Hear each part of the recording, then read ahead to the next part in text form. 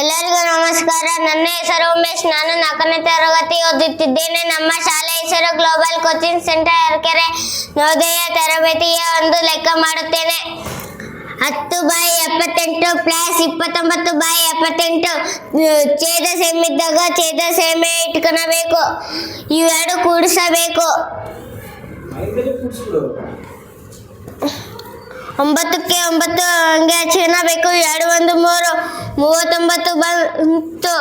ಕಟ್ತಾ ಹೋಗತಿ.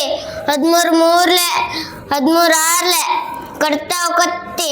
3 1 3 2 ಸರಿಯಾದ ಉತ್ತರ. ಕೆಳಗಡೆ ಕರೆಕ್ಟ್ ಆಯ್ತು ಅದು ಆನ್ಸರ್. ಇನ್ನೇನು ಕೆಳಗಡೆ ಹಚ್ಚು ನೀಟಾಗಿ ಆನ್ಸರ್ ಅಷ್ಟೇ. 1/4 ಓಕೆನಾ? ಎಲ್ಲಿ ಸರಿಯಾದ ಉತ್ತರ ಸರಿ ಇದೀನಾ? Yes sir.